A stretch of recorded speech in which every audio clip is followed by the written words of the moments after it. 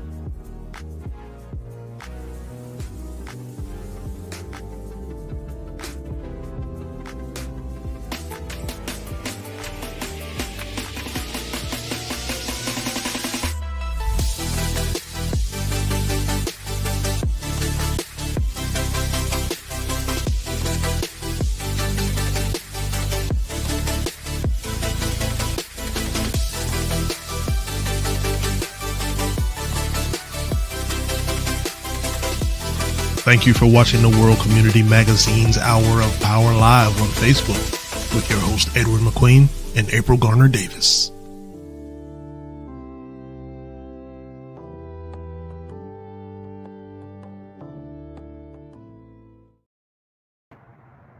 Hi, Victoria Rowell here in Hollywood. Now, you may know me as Drusilla from The Young and the Restless or as Amanda Bentley on Diagnosis Murder, but I'm heading towards Myrtle Beach for the NAACP Freedom Fund Banquet. That's February 1st, 2025. You don't want to miss it. It is going to be amazing. Support an organization that supports you. Women, children, families, foster care, adoption, jobs. We're going to talk about entertainment and how art saves lives. Let's get out there. Let's have the conversation about the importance of mental health and mentoring. And so don't miss out. Go to the website, myrtlebeachnaacp.com. That's myrtlebeachnaacp.com. I'll be there, and I cannot wait to be your keynote speaker. See you there. Bye. Wow. Wow. That's right. That's a good introduction. Yes, Brother Edward. It's exciting. Victoria Rowell, a.k.a. Drusilla, is going to be in Myrtle Beach. Okay. Yeah, wow. So we can't wait, man. Look, January and February. First of all, let me introduce ourselves. I'm Ed McQueen, the host. And, of course, Sister April Garner Davis is our co-host, and she has marvelous content and schedule for us this evening. I'm going to say she has because I had very little to do with that. It's her magic and her efforts. But anyway, Happy New Year to everybody. We want to wish everyone a prosperous New Year. And just before I go any further, this is going to be outlined in the magazine, which will come out tomorrow. And April, I didn't get the information I should have on the upcoming MLK events, which is coming up. I'm going to get some information from Joella and the rest of the crew. In fact, if they want to send in something, maybe they can just send it in about the upcoming MLK. This is the 45th annual MLK event. Okay, 45th. Yeah, that's amazing. 45 years that Conway County MLK has been doing this. Wow. January 18th through the 20th. It's going to be at the Koji Church of God in Christ. That's at Mason Temple. Starting, and the guest speaker is going to be Elder Garrett Lee. Okay. All right. Yeah. All right. Yeah. So they got. I'm sure that. Yeah, I'm gonna look around on our social media tie here, Facebook, and see if I can find something about it. I thought I saw something a couple of days ago about the MLK Day celebration with Gary Lee. So I'll look for that, and then we'll get into. As a matter of fact, I just found it, Brother Edwin. I'll pull it up a little bit later, but want to definitely get into our guests for the evening, and we'll talk about more MLK Day events that are coming up. Yeah. Of course, you all joining us today. Thank you so much for being with us, and Happy New Year. We're back, and we are hopefully going to be better than ever here. Exactly. in 2025, I have to say, we're back, exactly. Before we get started, we must send a special shout out to Verdell Beckman out of Columbia, South Carolina. She's always the first one in the studio whenever we go live. Really, so Verdell, really. thank you for watching tonight. Yes, yes. I've known the Beckman family for a long, long time. And great people. Been like neighbors in the back of us when I was growing up. And, I can't, I'm lost for words in terms of just being good neighbors. And they were good people, knew their father. But we always appreciate that support. Yeah, So tonight, during our broadcast, we are going to hear from the wonderful president of the Myrtle Beach branch of the NAACP, 5568. I always ask her, what's the number? It's 5568. And doing big things with the Myrtle Beach branch of the NAACP, getting everybody charged up, energized, and creating some wonderful opportunities for our community. Yeah, absolutely. And we hope that catches like wildfire. And I know that there's some things that are, brewing in other parts of Horry County and all over the state when it comes down to the NAACP. And it's so good to see representation from our Myrtle Beach branch. I'm sure we'll hear more about what's going on in Conway in the future. But for tonight, we are going to talk to Tiffany Andrews, who's the president of NAACP and leading all of the initiatives out of Myrtle Beach. And she is going to not only talk about, updates and what's going on since she took the helm back, has it been how many months now? Almost 6 months or so. But also she is going to talk about the wonderful guest that's going to be here for the Freedom Fund Gala on February the 1st, which is just around the corner, and how you can get tickets if you're interested. So without further ado, I'm going to bring on Miss Tiffany Andrews. How are you? I am doing so great. Every time I watch that video, I get so excited. I'm like, forget Victoria. I'm like, Drusilla is gonna be here, right? and just to know, I was watching television over the holidays, and like she was starring in a Christmas movie. I was like, and so the fact that we're having an A-list celebrity, like not someone that is like in their twilight years. You get what I'm saying? Like they are still in 2024, still doing things. Excellent sound quality. I am super duper excited, and all it's going to do is just raise the scale and the elevation of everything that Myrtle Beach has to offer, because it's more than just a destination. It is about the people and the community that's here. So I'm so excited. Yes, well, this is an exciting time. It really is, Tiffany. And, you mentioned her movie that aired over the holidays, Christmas in the Friendly Skies. And it was a cute movie. It was a lot of fun. It was, lots of humorous moments during that film. And, it just lets you know that, yes, art is still alive, as she mentioned. And it comes in different forms. And so hopefully she'll mention all of that during her keynote. So, this segment really is to highlight everything that you're doing along with your wonderful team with the NAACP in Myrtle Beach. And so, I guess we can start with the update and just kind of take it chronologically. And of course, the thing that's coming up really soon at MLK Day and all the wonderful events that are surrounding that. You have workshops, you have, things that you're doing as far as like community conversations around wonderful literature and all of that. It's just amazing. And I think it's wonderful. So, we'll go with you. Where do you want to begin? Okay, so first I want to say that while I heard how long Conway has been active with celebrating MLK, however, in Myrtle Beach, Benny Swan started the Carolina African American Heritage Foundation, and that's been going. They're celebrating their 20th year anniversary, right? Yeah. So while that's not us, I love it when, as a branch, we can assist other organizations with their cause. So with that being said, the Myrtle Beach branch will be participating with the MLK parade. And now that parade will be held on Saturday, January 18th at 10 o'clock. And it starts downtown. So that is Saturday. However, there's a host of events that she has on the screen that are open to the public to attend, like starting, because they call it like they have something on Friday, Saturday, and then of course there's a youth fair on Saturday. And we're all very, very, very much accustomed to the Sunday event that's at church and the Drum Major Awards, which always happens on Monday. But meanwhile, because there's so much going on, and I wish we could kind of like split ourselves down the middle. So part of 55668 will be helping with CAFs, because I abbreviate it. I'm so sorry. And I don't think they're offended by it because I didn't come up with the lingo CAF.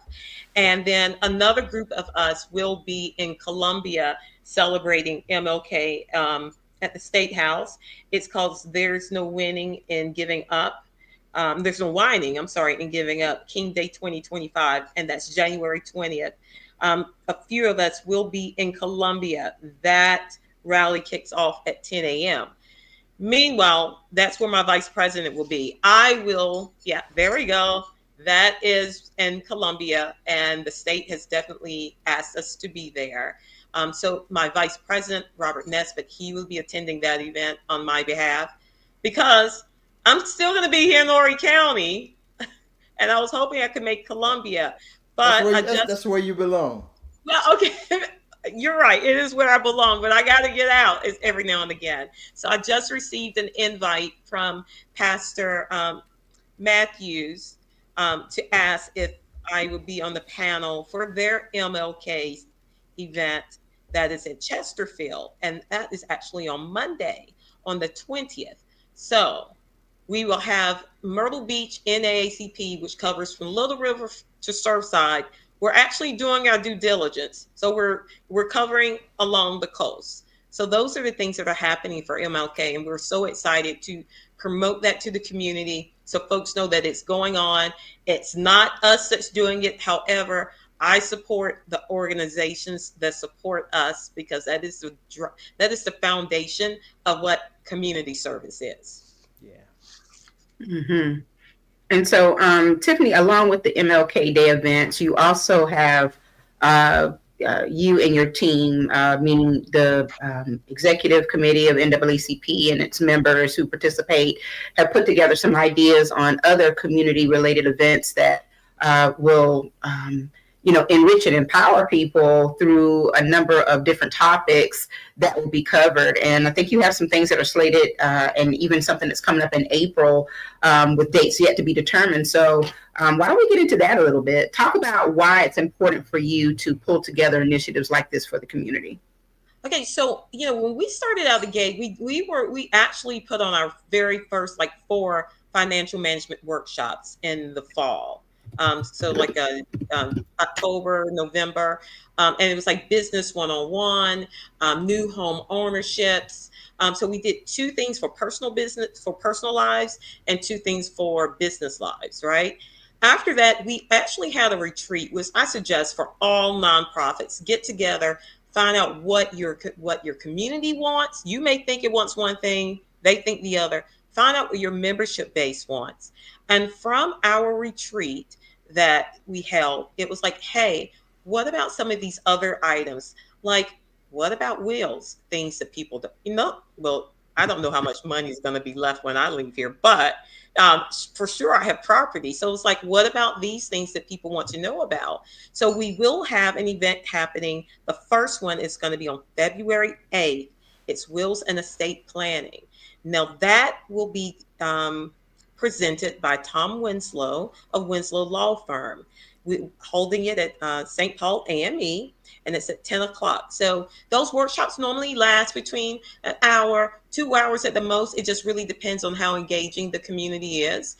And it is open to all members and everyone in the community. We do have on our website, and I even direct you to it on our Facebook page, but our website is Myrtle Beach NAACP. There is a registration form, and that is really, guys, we're not trying to track you to remarket to you or anything. We just want to make sure we have enough snacks there, okay? So please register so that we make sure that we meet all of your needs. That is the purpose of it. And after that, on February 22nd, now this delves into investments, right? Okay, a lot of us just some have our pension, some have our 401k, our 457, but what else is out there? So we have an expert coming in to speak, Tanisha Gore with Edward Jones, on the road to financial freedom. And that is on February 2nd, 10 a.m. And that will be held at Mount Calvary, number 2, Missionary Baptist Church in Little River. Keep in mind, remember, Myrtle Beach branch 5568 covers from Little River all the way to Surfside. So we try to hold events throughout all of Horry County. We try to be everywhere possibly we can be. So now, after we do this in those north ends and those other workshops that we held earlier in the fall were in Myrtle Beach, you're going to most likely see us possibly right back in Myrtle Beach in April, because in conjunction with Temple Shalom, we will be reading and having a book discussions on uncomfortable conversations with a Jew and uncomfortable conversations with a Black man. Now, I think we all can recognize that with the heightened tensions of the world right now, let's try to find a way that we can better understand each other and foster some dialogues to realize we're not that different than we are. You know, that we have some similarities, like we may all like ketchup, like, I don't know. But that is really the purpose, of driving force behind this. The location for that is yet not to be determined, but it will be in April. And the branch has been on board. Temple Shalom has been on board. And this also helps us get our ADL, and that's the certification for Anti-Defamation League. You say, why is that important? The hate crime bill has not yet been passed for South Carolina. So this is going to help be able to create that synergy we need with the NAACP, along with the Jewish Federation, to try to get that bill passed. Well, and it's great that you created, this momentum, and through developing an understanding of, differences and challenges that present barriers in our community. And a lot of times that's, the root of hate, and when you feel intimidated or feel superior because you really have not, and it's interesting that that's two different sides of the spectrum, right? To feel intimidated and then to feel superior. But, most of the people who are really engaged in this type of activity, they're feeling one side of the spectrum, or they are feeling all of it. And it's causing them to, have this chaotic kind of a spirit that also incites violence and hatred against people who really have no intention of hurting or harming anyone. They're just trying to live. And a lot of times, when it comes down to human relations, it's all about the fact that we do not embrace diversity, equity, and inclusion. I'll go ahead and say that. And we also do not make an intentional effort to understand and get to know one another, right? To dismiss, those things that we were taught to hate, because I think that hatred is taught. You're not born hating somebody, right? So I'm glad that you have, this book session going on and these discussions, and I'm sure they're going to be fruitful. At least I hope so. And Tiffany, do you plan to have a moderator for that, or what would be the format for the uncomfortable conversations piece? It would be great, April, if you could be the moderator. But the answer is yes. Not that. No, but we do plan to have a moderator. And a lot of this stemmed from, and I really want you all to understand that during our retreat, and that retreat was for branch officers, any upcoming leadership throughout the branch, because it's important in creating a succession plan, and also for any newbies in the branch. But we got to had an opportunity to learn each other, have those personal relationships with each other. And at the same time, we did role-playing activities. And it made a lot of folks uncomfortable at some of those role-playing. I said, but at any time our phone rings, and the NAACP, we have a policy that we return calls between 24 hours to 72 hours. When that phone rings, we respond to those calls. And they're not, unlike what most people think, it's about what someone's saying, I was fired because I was discriminated against. We receive phone calls because a mother needs housing. Okay, so who do we, is it immediate or long term? Is it New Directions or Echo? Okay, that's just an example. We don't just refer people to those agencies because we've already built rapport. We pick up the phone, we call the agency, we call our contact and say such and such is going to call you. And then we follow back up again with that. We have folks that we help with back to school supplies, for backpacks. There's so many gamuts of things that occur that's bigger than when it comes to just civil rights that you think of. We work hand in hand whenever it's bad weather with FEMA and Red Cross. So we have to go ahead and identify the low-lying areas or wherever we know there's most hailstorms or windstorms so that we can have shelters and things in place. And oh my God, goodness, I haven't even gotten on the youth initiative. We're launching that this year, which is nothing new, but it's new to Myrtle Beach. It's called AXO. The kids actually get to compete the same way you remember, like with DECA and FBLA. So they hold competition. So to do that, it requires funding to prepare them for the competition, to make sure they pronounce all of their words correct. It may be something that's art driven. So it covers all spectrums of what it is that it takes to be a high schooler. So, and it may, I think we have a science whiz on the screen with us. So, there may be a young man or someone that's interested in something with STEM, some type of project. And I know that we could probably count on you for your mechanical build outs to make sure that they win, because I want Horry County to bring it home. Hint, hint, Brother Edward. She's tapping into you. He knows. He knows. He's been bashful. Being real quiet tonight. I think it's wonderful that you are. Yeah. That's you have a good lineup, by the way. It's a good lineup all the way to almost into May, right? Yes, sir. And we will be doing. We will be saying, welcoming the bikers again in May. And may I there suggest is this time. Yeah. Okay. Yeah, Well, I've always wanted to suggest this to the NAACP. Okay. Since not since you become president, but I want to just. I think a little more involvement by the NAACP or any organization that that's going to be helping this community situation. A little more involvement beforehand. Maybe having a not a concert, but a pre-forum to kind of enlighten the expected crowd. And since we got social media now, we're going all over the world. We can tell them before they come of where they might want to meet in order to avoid contention.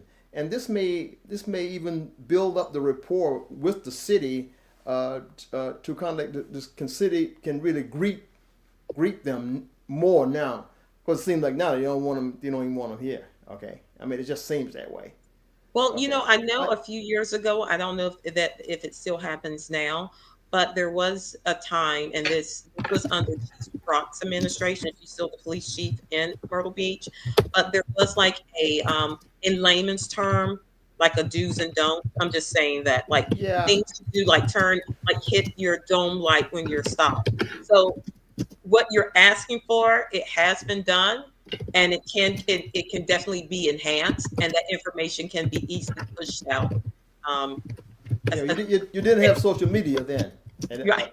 That's strong. It can really be pushed out easier. Yeah, it can be pushed out today, and a more of a welcoming a tone, okay, and in turn, they can give feedback and say, well, the beach is welcoming us. Let's kind of like tone down the old rhetoric that we used to have, and all the activities that were not conducive to a community, that caused the community to want to not want you there, want you here. Okay, all this can be done. Okay, I mean, I don't see why they can't come. You can't come to Atlantic Beach because that's the targeted area, targeted Atlantic Beach, and come and just have a good time, and no controversy, erupts or emerges. You know what I mean? Yeah, we had zero problems. We gave out bottled water, which was sponsored by LeBlue. We right there at Town Hall in Atlantic Beach. So we had a station there in Atlantic Beach, and we were also at the old Myrtle Beach Mall or Briarcliff Mall, whatever you want to Right. call it. Yeah, right. Passing out water and welcoming bikers and talking to them, giving suggestions on places to eat. So, and then there was also a bike blessing that was held across the waterway at New Springs Church, I think. And that was absolutely wonderful. And I think that was the largest bike blessing turnout I've ever seen before. And that was last year. Yeah, and that could be even you're talking about enhancement. That can be greater enhanced now, because of social media. Okay, the word will really get out now about these things that are happening. That's going to be happening, and how are you all going to feel about? When I say you all, I'm talking about the entities of welcoming the community and community organizations. Okay, I think social media is going to play a great part. They can play a great part in elaborating on some of the things that have happened in the past, like you said, but now you can really enhance them now by getting the word out better. Yeah, and I think what's going to even help us even do that, Brother Edwards, is we have 2 events that's really geared to young adults, right? Which should be happening in the spring. It's called the 3 Ps: painting, poetry, a spoken word, and Pinot. And then there's also one that's a canvas art explosion, which is pretty much graffiti art, but it's contained graffiti art. Okay, so it's nothing like what you're thinking about. Someone's going to be tagging a sign, that type of thing. But that is also the way that so if we're going to take care of the youth, meaning middle school to junior high-year-olds, right, with the Act So program, then we also want to be able to have something in place where we're taking care of the young adults, let's say 21 to 35, unless we're not forgetting the college students, because there is a chapter on the coastal campus. So we really are the branch decided to cross all the gamuts and have stayed very committed to that and making sure that we had very thoughtful ideas in place for that. Absolutely. Good. Sounds great. Sounds good. Mm-hmm. Well, Tiffany, we have certainly enjoyed having you tonight and all of this great information about what's going on with the Myrtle Beach branch of the NAACP, your Freedom Fund Gala. Let's wrap it up with that. Yes. February 1st is going down. Tell us a little bit more about what's happening. Okay, so we have the wonderful 11-time Image Award winner for the NAACP, Victoria Rowell, will be here. She's sure and dear to foster care system. So I don't want anyone to ever wonder where our money goes, okay? We support the community, but I believe in putting my money where my mouth is. So a nice check will be written to, this charity doesn't know yet, but I doubt they're going to say no. So you guys got an exclusive, to Sea Haven, and that's in Little River, okay? So a check will be written to them. Along at the gala, where it will be awards presented to those outstanding members or pillars of the community. But most importantly, it's a time of people to come together as a collective. You're going to see some of the most amazing branch members and officers that you've ever met. It's a great team of people. And we have such a huge list of supporters. Guess what? All denominations, all religions, right, all political affiliations, that type of thing. It's going to be absolutely awesome. And we're so grateful to have her. And ticket sales per person is $250. We do still have a few tables left. And as far as tickets at this point, I just met with the venue at Pine Lakes Country Club, and we only have 50 tickets left. Oh, wow. That's it. Wow. Well, that's impressive that the community has rallied around this event, and you have the sponsors, the tables, only 50 tickets left. It's going to be an amazing time. So congratulations to you, Tiffany, and the Myrtle Beach branch of the NAACP, and can't wait to hear more about Drusilla's visit to Myrtle Beach.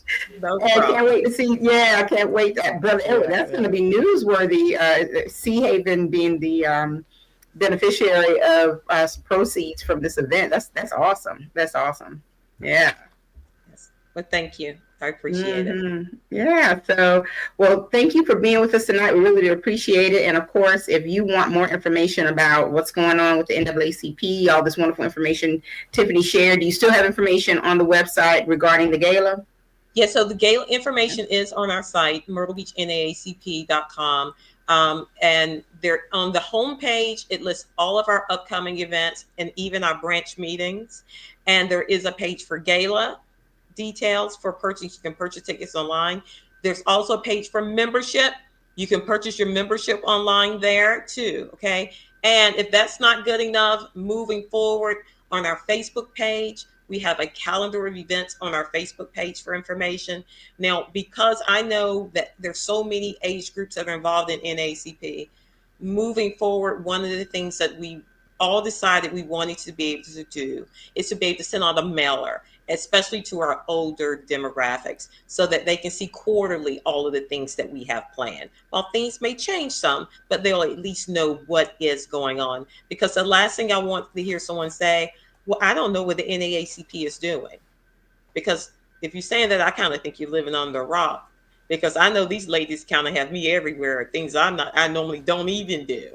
But we're out there because we believe in supporting the community and doing what's best. And knowing and being even on top of what's going on in the downtown area for redevelopment. You know, it's important to me that your property taxes are not going to be increased. You know, it's important to me there's going to be affordable housing. So we have to be that bold voice and lean in for those challenging moments to take care of each other as a collective.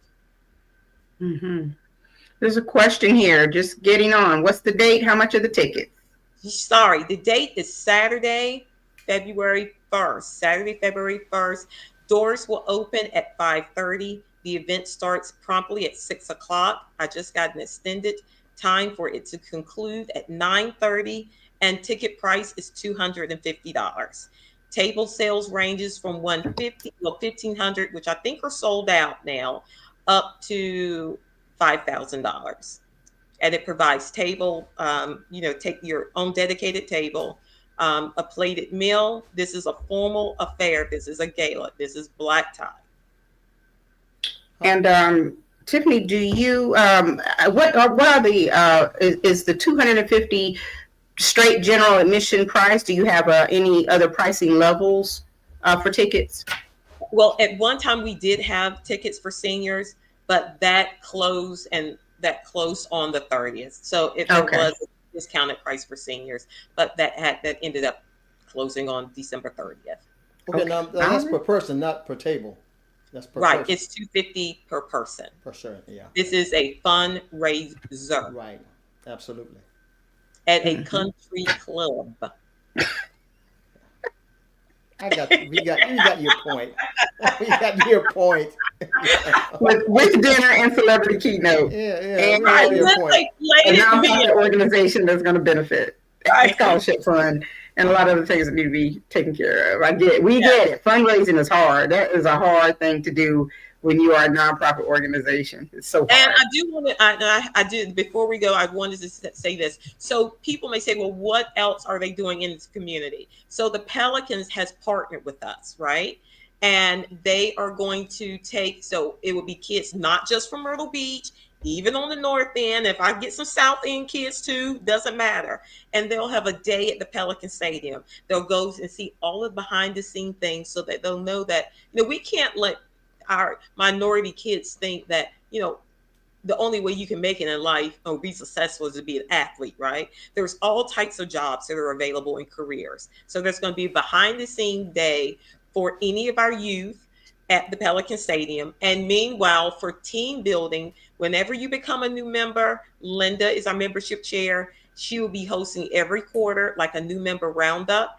And so when she's setting the date for it, so if you have not joined the Myrtle Beach branch of the NAACP number 5568, I advise you to do so, because there will be a nice outing of a skybox suite at the Pelicans game. All right. That's right. Well, Brother Edward, we've heard it all from the president of the Myrtle Beach Chapter of the NAACP, Ms. Tiffany Andrews. Thank you so much for joining us tonight. We really do appreciate you. Thank you. All right. It's been a pleasure. And so, Godspeed. Yes, and good luck with the gala. Thank you so much. Okay. Absolutely. So, doing big things, creating a lot of momentum in Myrtle Beach.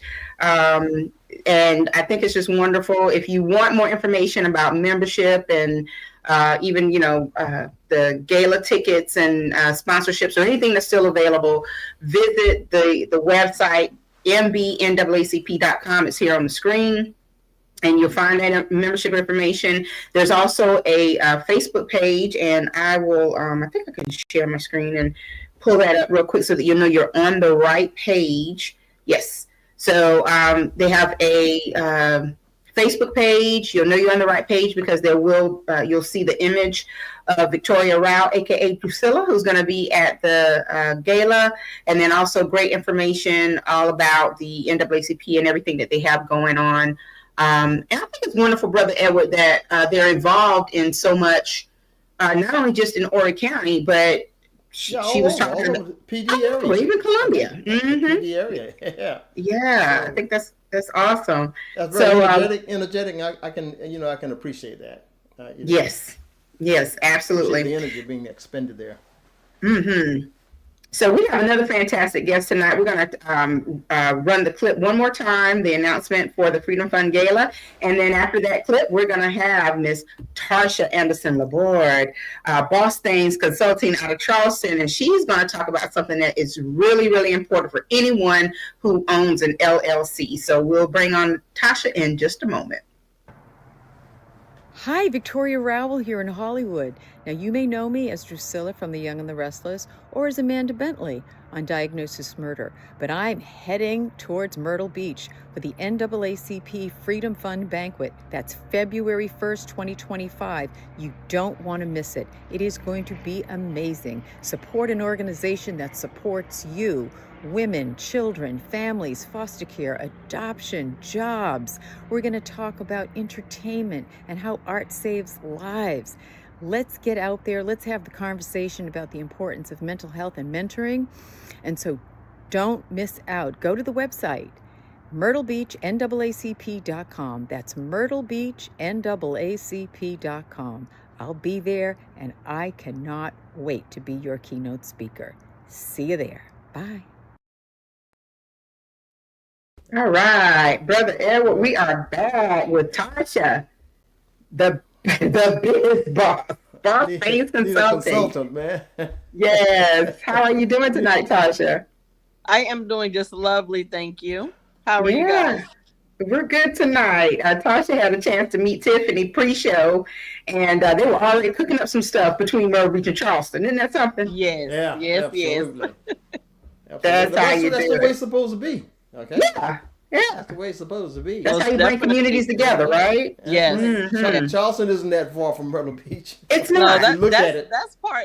Myrtle Beach is like part of Charleston. It's like literally right there. Oh yeah. Mm-hmm. Absolutely. So we have a everything is in the Gala corridor. So. Yeah. We have a wonderful Charlestonian tuning in tonight, Miss Marjorie McIver. Tarsha, that's somebody to know. That if you don't know Miss Marjorie, that's somebody you need to get to know. Okay, Yeah, Miss Marjorie, absolutely. I'm definitely gonna make that my business. Absolutely. So thank you for being with us tonight. You have been a repeat guest on our show because you're doing some amazing things with your businesses and the Charleston area, and your expertise in a lot of different areas, the area of taxes, business development, business ownership, you name it. If you want to get your stuff together in 2025 to run your business the right way, Tarsha is one of the persons that you need to be in touch with. And she's here tonight to talk to us about is it called the beneficial ownership report that needs to be filed by anyone who is who has an LLC. And the reason why it's such an important filing is because you can be fined for every day that you do not have this report submitted to is it the IRS or whatever. Tasha's going to give us all that information. So we invited her here tonight to talk about that. She was on a show several months ago, like when this report first came out, or the announcement of the report, to kind of give us like the ins and outs of what needed to be done. And in the meantime, a deadline comes, there's an extension, and now we're kind of back at ground zero with another deadline that is approaching. And so we thought it would be great to have her on the show tonight to kind of, bring us full circle, to let everyone know, if you own an LLC, there's some important steps you need to take in the next week or so. So Tarsha, take it away. Couldn't come at a better time, Tarsha. I'm serious.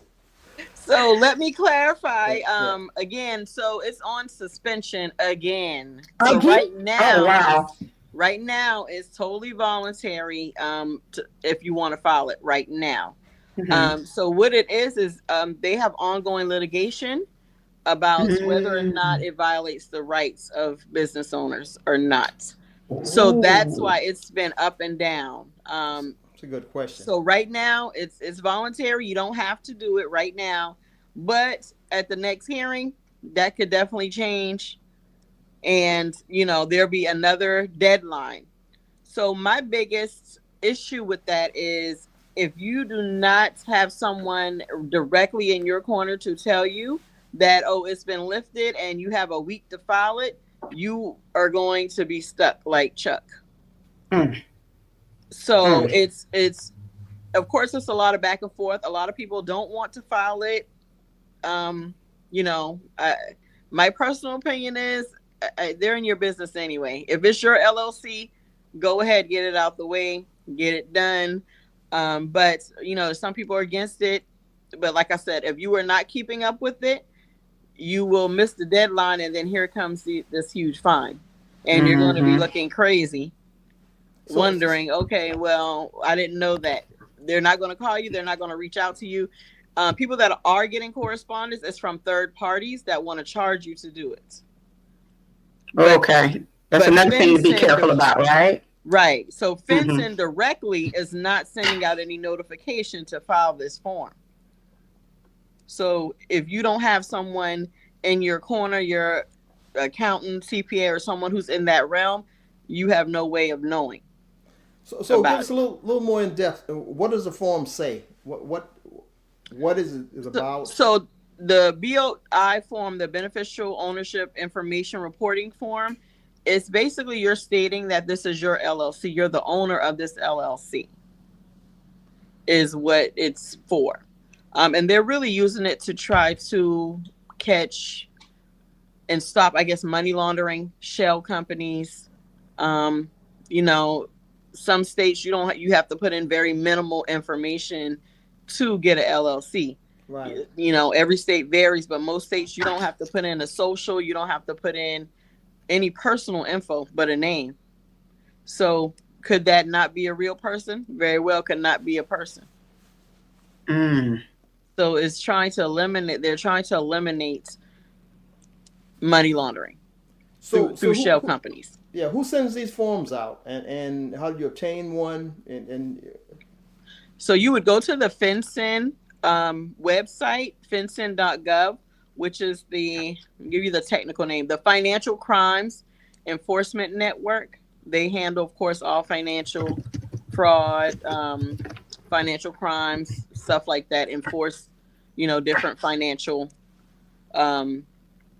things like that. Is that a government it is. Website? It is. State government or federal? Federal. So it's FINCEN.gov, FinCEN.gov. Okay. Now, some businesses, of course, already have been doing this form. The form itself is not new. The only difference is that it was made mandatory for everyone that has an LLC.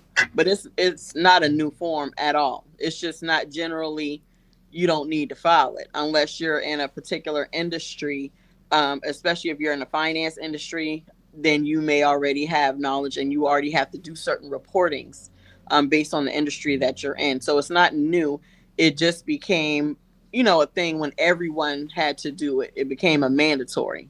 So certain people that already own businesses in the finance industry, they're already used to this. So it's really no big deal to people that are in the finance industry already. I think this is going to trip up a lot of small, very small businesses. It is. Especially if they haven't listened to this broadcast and other broadcasts indicating what the consequences could be without filing. It seems a little unfair, and that's why I can see why they keep, delaying it and getting so much feedback from the public. And it definitely affects people who have LLCs that they've had for a long time, and they don't have access to social media or anyone that's going to keep them in the loop with different things. Right. And honestly, unless you are the type of person that you're watching CNN, you're watching, Forbes Finance News every day, there really isn't a way that you would hear about it unless you like I said, have someone or you're a client of an accountant or something that's going to get that information out to you. I honestly can say, all my clients, they can't say that they didn't know, because I was talking about this, I think back November, December. It was a long time ago. Over a year I remember ago. that. I remember that. But that it hasn't been blasted really over the major networks. It really isn't out there. It's a little tidbit, right. A tiny bit, right. but it's not it's much probably because all. nobody's paying them. Or buying it as advertising. If you can't make any money off it, then you don't want to say anything about it. It's not your business. Right. Yeah, but this is also too, something that I was, kind of relaying to a lot of people, especially if you were, in business. Of course, everyone that has LLC really isn't in business, so I can understand that. But if you were in business, operating a business, I understand that everyone, doesn't want to work with a professional when it comes to taxes or accounting or anything like that. But these are times like this when it pays to work with someone who's a professional, who is privy to information that is important to you as a business owner. Because there are a lot of people that, are privy to that because they have a professional they're working with. But there's a lot that are not, because they're not, working with anyone. That's the majority. Right. That's the majority. And we got these people will file and file for an LLC on I don't care how small the business is. They just want to, sometimes they just want to be an LLC. Now they're going to be penalized. Right. Okay? And it may not be making enough money as much as the penalty is. You know what I mean? Right. Probably not. And that's why I said also it depends on the states, because, certain states have different regulations when it comes to LLCs. Like some states, you have to file annual reporting. You have to update your info every year. Some states are like that. A lot of states are like that. But there are some states that once you get the LLC, it doesn't matter if you never do anything for 30 years. Right. So the states that have annual reporting, that's a little different, because they have to send in stuff every year or so. So they, may also get a little tidbit of info. But for instance, like South Carolina's a state, once you get an LLC, you really don't have to do anything else. That's it. There's no annual reporting. I think the state itself will fight the federal for that, because you're putting a burden on a taxpayer and a potential big taxpayer. Because if an LLC grows, you can bet state planners are looking at that and say, "Wow, this company has great potential." So why put this burden on them and start finding them? So and states may want to take authority over that. Right, and there are, like I said, there are a lot of states that they pay their renewal fees. They have to send in their wages or what they earned on their LLC every year. A lot of states have to do that, but some states, don't. Like I said, my biggest thing is, with going back and forth about whether or not you want to file the BOI, it's if you don't file it and then you get caught not filing it, you miss the deadline or something like that. Because trust, if it comes back up and they say that, okay, well, you have to file it, it's not going to be an extensive deadline. It may be a week, a couple of weeks or something like that, and then you're going to have to file it. But if you miss that, then what happens? And I kind of think that even if it gets overturned permanently and they say, okay, well, you don't have to file, somewhere along the line, whether it's on the state level or something like that, there's going to be some type of you're going to have to report or do something because they want to know who own all these LLCs. Right. Yeah. Yeah. That's really what it is. Yeah. So either way, you're going to have to report something. I mean. So, Tarsha, it sounds like it doesn't matter how long you've had an LLC. Doesn't matter if your LLC does not exist anymore, if it's been dissolved or anything. Is, what is the actual criteria in terms of who really does need to file? Is it within a particular time frame of years that you've had an LLC? Because I know you mentioned that some people have, been in business for years, and then this has just come up. So if the LLC was completely dissolved, like let's say you dissolved it in 2010 or something, you're probably fine. Now, if you've had it for years, it doesn't matter if you had it 20 years, you got to file it when it comes back mandatory. Mm-hmm. Now, if you've actually dissolved it, that's another case. Then you're probably exempt from filing it. Now, that was before 2024. So, 2024, any new businesses have 90 days to file that form. And started on the 1st for 2025. They have 30 days when they 30 days. So that probably, is gonna vary whenever all of this is finished. So either way, everybody has to keep their eyes open for this. Correct. Yeah, I remember you mentioned that when you first came on. Yes, it's 90 days in 24. Now, if you go and start a new business, you got 30 days. If you start the business in 2025. Yes. Yes. Good. Yeah. Yes.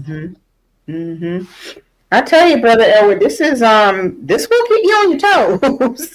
Yeah, it is. This will keep you on your toes. And one can't help from just if they're listening to this, one can't help to looking at the unfairness of it, because like I said, majority, I believe, especially in Carolinas, especially among minorities, entrepreneurs, they're small businesses. Okay, I mean, small, and some people just get an LLC, just put it on the shelf.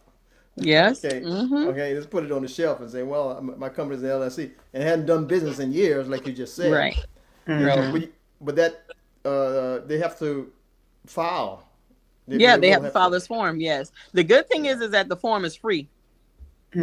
Now, it's free for the moment. We don't know what's going to happen moving forward, but it's free. And online, right? And online, yes. Now, and that's again. You can print out a form and mail it in. You can. No, but is that the only way for them to see? Now you're looking at a mom and pops. Well, I call it mom and pop, but they decide to go to LLC.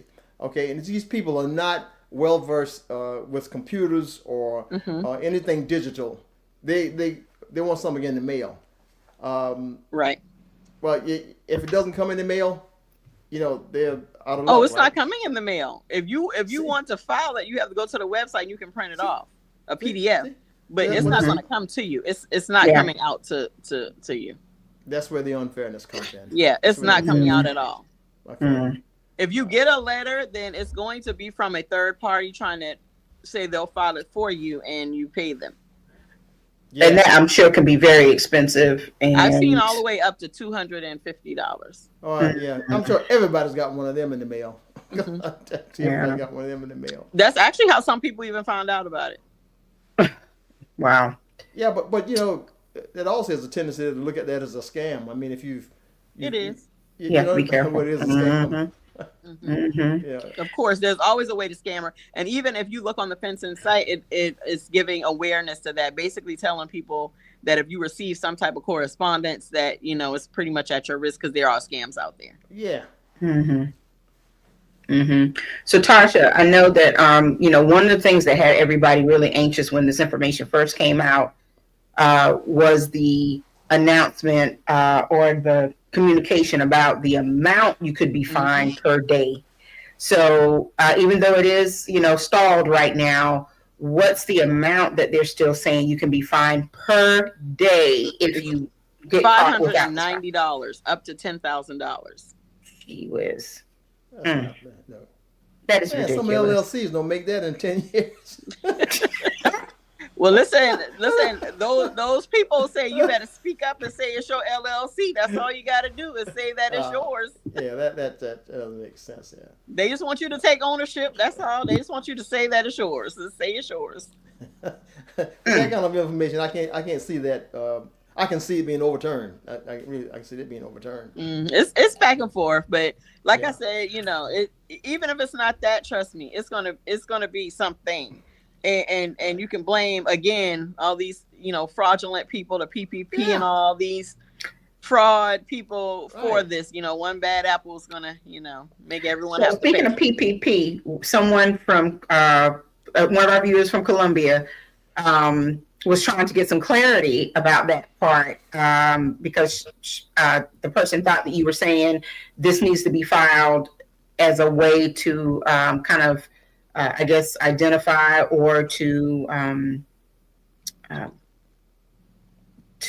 of reel in the fake LLCs. Is that also related to the PPP loans as well, or is just something that is centered on the LLCs? But I know people are taking their PPP loan money and started LLCs. It's like it's a domino effect, right? Correct. So like I said, this is my personal opinion, but when PPP started, of course, a lot of people went out, got LLCs and EINs so that they could get funds and get all kind of other stuff. So are some of those LLCs real? No. Some of them probably not even real people. But, all of it is, I feel it's a cycle of events. It's a cycle of events because you got to even think about the numbers of new businesses that started after COVID. Yeah. During COVID, rather. I mean, tons. So now it is a little harder for them to weed out who's who, what's what. Okay, well, somebody's going to go into business to counsel or tell you right away, like if you get behind and your fine is all the way up to $10,000, you're going to have these businesses out here saying, give us a call. We'll make sure you don't have to pay that. And they're going to be telling a story. Go ahead, Tarsha. That's right. Set them straight. They're going to be telling a story because those people are going to want their money. Did you hear that? They're going to want it. That girl on there get you got when she right. I think we heard it deep. What are they going to do? They're going to be telling us the story. The story. A story. Look, Brother Edward, it's funny and it's not. There's so many people who are going to get caught up in this if they don't pay attention. It's really. This is a oh my gosh. matter. It really is. I'm so glad we got you on. You came on WCM Live to let people know that it is a serious matter. And it is serious, Christ. It is serious. And like I've been telling people, listen, tell everybody that tell people, some people, like you said, are not in the social media world or whatnot. So if they have an LLC, like tell them, like this is really a time to spread the right business. So tell people.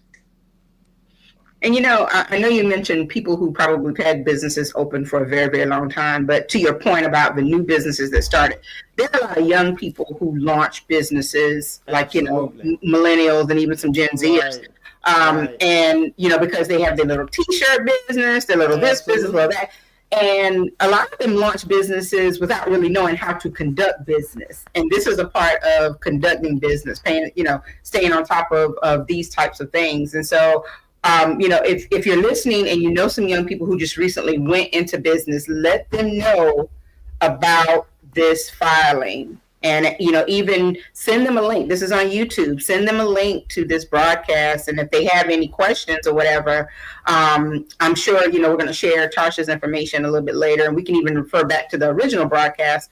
But we got to make sure we protect these young people who've launched new businesses or who are trying to go into business themselves, so that they know what's at stake. And to your point, anything can happen. I mean, when it comes down to the judgeships and things like that, Brother Edward, and who's blocking it in courts, like Tarsha said, that can change at any moment. That could change after January 20th. I'm just going to say that. So. you know, I hope we get her feedback. But Tarsha is Look, again. That's not favorable with the January 20th. People, this guy who's coming in office, that's not favorable with him. Well, he'll roll it back. Maybe that's why it's rolling back. I don't know. But you know, it remains to be seen, right? It remains remains to be seen. Yeah. Yeah, but hopefully Tarsha will jump back on the broadcast in just a moment. But definitely want to share some more information about her. She's a phenomenal businesswoman. She's doing big things. She has a solid presence on social media. I follow her. She has several groups on Facebook where, you know, she actually shares information, business tips and things like that. So, you know, it would do you, you know, a solid to follow her and at least get some business advice. And but, you know, business building sessions and anything that involves you know, understanding how to finance your business, taxes. She's a tax lady as well. We've had her on here talking about taxes. And if she comes back, I'm going to ask her if there's anything real quick she wants to share. And now that we're in tax season, and it's my understanding that the IRS will not, they'll start accepting tax returns January 29th, I believe it is. So there's a little bit of time. But she is running a building business session, a limited time only. It's $100 for the first 100 people. If you're interested, you can hit her up at support@bawsethangs.com. And again, she is on Facebook, so you'll want to check her out. But we'll also share this information as well across social media. But Tarsha is, again, as she puts it, no gatekeeping. We can't afford to gatekeep this information. We got to share this information, especially in our community. Yeah, get it out there. So. Yeah, but Brother Edward, I tell you, we have had, this said we made her internet go out. Who's that? Tarsha, I don't know if we did it, but she shared so much good information and she's trying to make sure people don't get in trouble. Maybe that's why her internet went out. I don't know. But she said she also helps with this filing. So yes, if you want more information about how to do the filing, and Tarsha, I'm sure you're not doing it as a third party entity like others are doing it. You know, just consult with her, and she will definitely get you the information you need, or at least direct you on, you know, the best way to go as far as filing this information. But I shared the website, like she said, the forms are on the website. FinCEN.gov. Yep, go there, take a look at it. If you have an LLC, make it happen. And just refer back to this broadcast, share this with others, and you know, to protect yourself and to protect your business. Might as well say $600. $600 per day is no joke. I don't even know who came up with that money. I don't know who's being paid $600 a day. Yeah, I'm in the wrong business, I tell you. She said it literally takes 2 minutes to do that filing. So, Brother Edward, we have had some amazing information tonight from Tiffany Andrews, president of the Myrtle Beach NAACP, and Tarsha Anderson-Laboard of Bawse Things Consulting. And, you know, we want to continue to bring more great information to everyone this year. So if you have any show topics that you want us to cover, any ideas, any special guests that we should be in touch with, please send them our way. Drop a message to me through my personal page on Facebook, World Community Magazine. You can drop it there. You can get in touch with Brother Edward. For those of you who know me and you have my cell, text me, let me know. And we want to continue to bring this kind of information to our communities and spread the good news, and also share the education that you got tonight about what's happening in the community and how you can protect your business. And I'm sure there's a lot that's going to happen. Brother Edward, I know you mentioned earlier Conway MLK. Let me say in addition to what I mentioned earlier, that it won't be a copycat of what we we're listening to today regarding NAACP and the MLK celebration, but it will. You can look at it that way, because next week we want to have them on because the NAACP just came up with a press release indicating the reorganization that's taking place, revitalization of the Conway NAACP. Okay, and they have new officers have been elected. So, and they're going to be gathering more officers to take place in addition to the 4 that I've seen. So there was a press release he had done just recently, a few days ago, and so I think next week will be a good time for to talk about that, along with the Conway MLK activities. It's going to be, as you can see on the screen, the 45th annual MLK Day. Theme is mission, not in Mission Impossible, but Mission Possible. Okay, protecting freedom, justice, and democracy. And the guest speakers is going to be Elder Gary Lee. He's pastor at Mason Temple Church of God in Christ, right here in Conway, South Carolina. So 2 days of activities. Okay, on Saturday, January 18th at 1 o'clock, they have annual basketball tournament. It's going to be held at the Conway, the Parks and Recreation in Conway. It's going to be at I think that's Mill Pond Road location, I believe. Yeah, and then Monday, following Monday, which is the primary day, we're going to have a STEM youth breakout session. So you're talking about some interesting 2 days. And every year, this has been very, very interesting and good participation.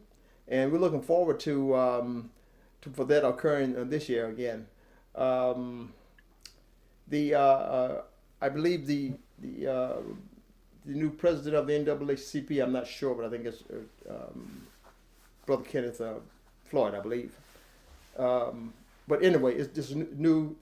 The pattern will follow like today's broadcast, okay, in terms of NAACP and the MLK activities, okay. So that's what we're looking forward to next year. I mean, next week, next Tuesday, to have that same type of broadcast. Okay. Sounds great. And we'll continue as well to showcase any activities that are going on in the area surrounding MLK Day. Also, any upcoming events that are in support of the community. We have no problem showing that type of information as well through the broadcast. So much like the NAACP, other nonprofits are doing wonderful things in the community. We want to make sure everyone's aware of these undertakings so that if you have youth or anyone else who's impacted by these wonderful initiatives, you will be able to hear it here on the broadcast. And so just want to say again that the 45th annual MLK Day Be the Dream Mission Possible event is going to be Monday, January 20th at Bethel AME Church this year. Bethel AME Church, Monday.